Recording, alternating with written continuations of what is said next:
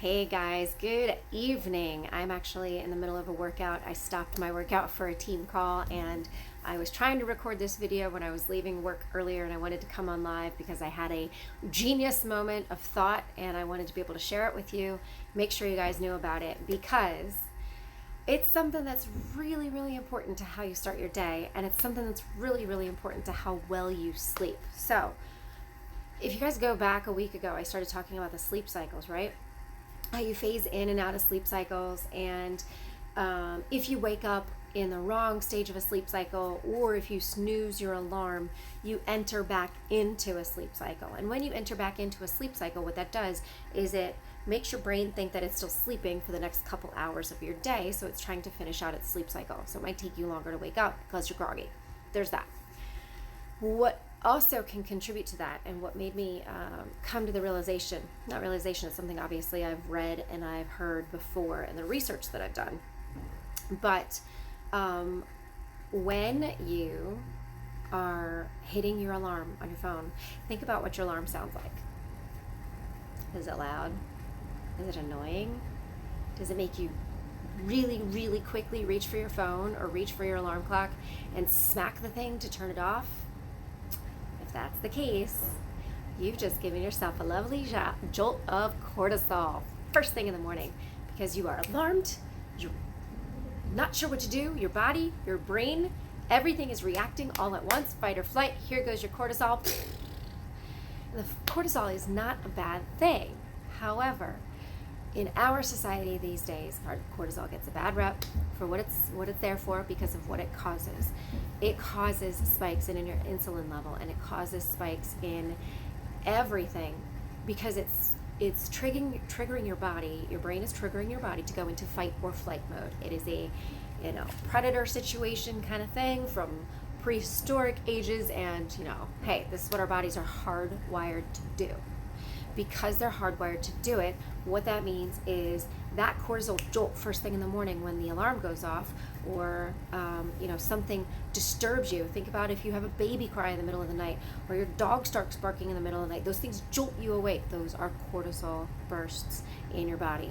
Now, cortisol, if you've done any research or read up about it at all, it's usually what's attributed to putting belly fat on you, on women, on men, all of the above. So a lot of these drugs that you see for weight loss on the TV are cortisol reduction hormones, basically, to help you reduce that stress hormone. You need the stress hormone. You need it when you are in a stressed situation. You need it when you're about to go, for me, if I was about to go on a stage and speak, sing to 500,000 people or 50,000 people, cortisol would be kicking in to get the adrenaline running for me so that I could go out and perform and rock it and feel amazing, right? If you're doing a presentation at work, same thing. Those cortisol boost is there to help you from running away from the situation when you need to be there and face it. It's also there in fight situations, so literally fight or flight. But for those of us who work day jobs, for those of us who, we don't have super crazy intense lives that we should be getting in situations where cortisol levels always need to be up. The body is using short bursts of cortisol, very low doses of cortisol, to hit when slight things stress us. So it could be, I'm stuck in traffic, my alarm went off. My alarm went off first thing in the morning. The kids are crying and yelling at me, and I'm trying to get out the door, so I'm really rushed. And all I want to do is get a shower, and I'm trying to, I lock my keys in my car, and then I finally get in my car and get going, and then there's traffic, and then somebody cuts me off, and so you think of this like burst after burst after burst after burst. So no wonder by the time we get to work,